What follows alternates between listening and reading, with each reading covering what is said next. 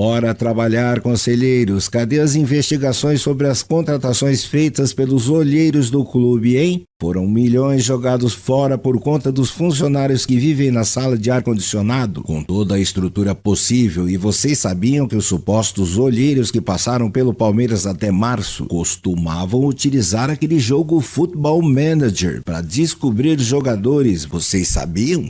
Os caras com uma TV com canais internacionais tudo aberto preferiram usar um game de simulação de futebol do que avaliar os jogadores com os próprios olhos, e quem trata isso como algo normal precisa tomar remédio para cair na real, pois desde 2020 que o Palmeiras gastou quase R$1 bilhão em reforços, e tudo bem que houve retorno com as vendas da base, mas mesmo assim o valor não justifica, e bora ficar ligado nessas próximas atualizações que vão chegar, porque tem muito conselheiro cansado dessa falta de palavra nos bastidores, e a hora de cobrar vai ser essa agora, viu? A cobra vai fumar cigarrinho de orégano. Palmeiras! Quero me despedir aqui do Estevinho, a segunda maior venda da nossa história, que já está indo para a Inglaterra de cabeça erguida, e esse gol simbólico dele pode ser colocado como uma mensagem de despedida dizendo: eu fiz o que pude, em breve voltarei. E você, torcedor que está crucificando o jovem pela pouca atitude, principalmente em momentos decisivos com aquela piada de Cuiabamé, tenha ciência que de todos os problemas o Estevinho foi o menor deles. Aliás, deveríamos agradecer pela reflexão que ele trouxe ao trabalho da comissão técnica e principalmente da diretoria, que errou em mais um ano no planejamento. E enquanto foram gastos R$500 milhão só no ataque, o meio de campo seguiu com a mesma deficiência, pois fomos para um torneio internacional com a grande chance de classificação para semis, mas pela falta de criatividade do time, não fomos capazes de prosseguir. Mas agora não adianta reclamar, já que o que passou, passou, já era. E agora que viram a besteira que fizeram, vão tentar corrigir para esse segundo semestre,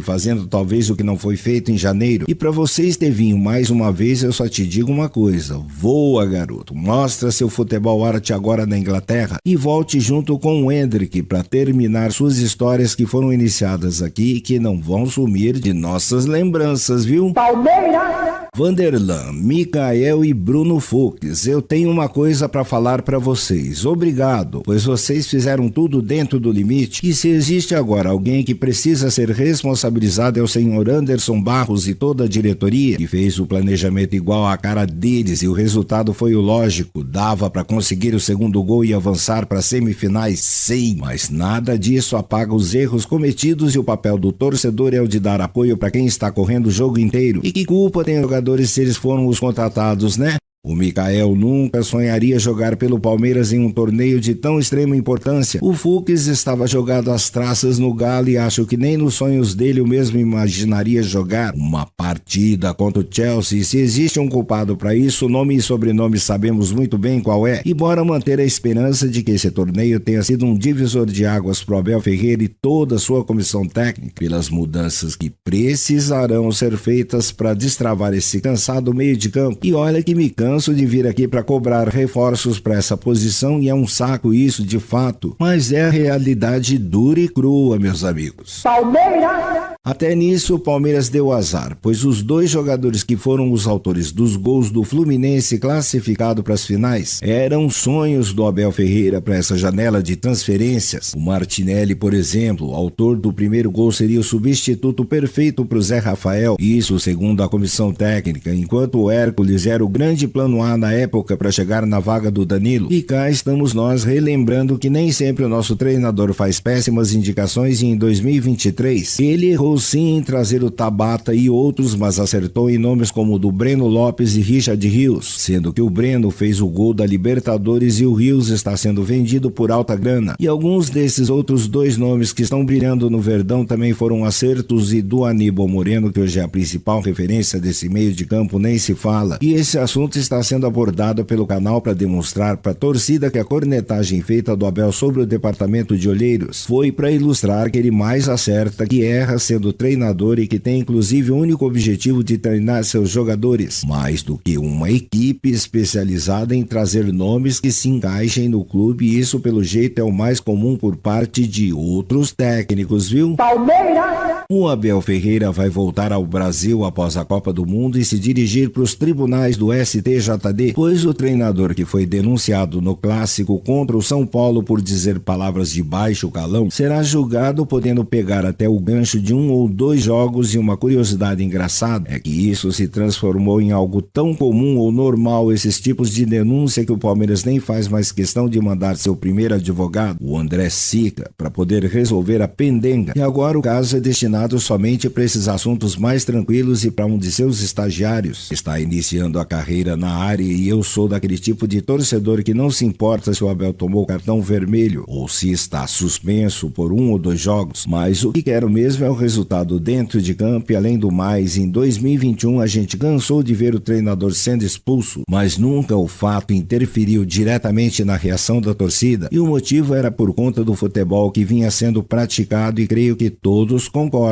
né? Palmeiras! E Carlos Miguel já é nesse nível. Discurso direcionado para o goleiro Everton, que após o jogo dentro do vestiário se emocionou e recebeu até o apoio dos seus colegas, mas infelizmente não tem como vir aqui defender ou achar que foi coisa de jogo, porque não foi. Porém, não vai levar a lugar algum a torcida atacar o jogador nas redes sociais, e dentro do conselho já começam a surgir nomes que podem chegar para assumir o gol nesse próximo ano. Se antes havia uma desconfiança sobre o Everton em decisões, agora a diretoria nem tem mais dúvidas, e o canal continua com a informação repassada ainda no começo do ano, quando ainda ninguém dava valor, e depois viu a imprensa toda falar que o plano A do Palmeiras, que faz a Leila colocar à disposição uma boa grana, é o Carlos Miguel, e é com esse nome que a diretoria trabalha para ele chegar para ser titular ainda nesse ano. E mesmo assim eu acho difícil ele querer sair da Europa, mas só de ver que está havendo essas articulações já está de bom tamanho. E de uma coisa temos de concordar: precisamos urgente de um goleiro pegador de pênaltis e mais decisivo, e se for o caso, vai atrás do goleiro reserva do Porto, pô. Palmeiras!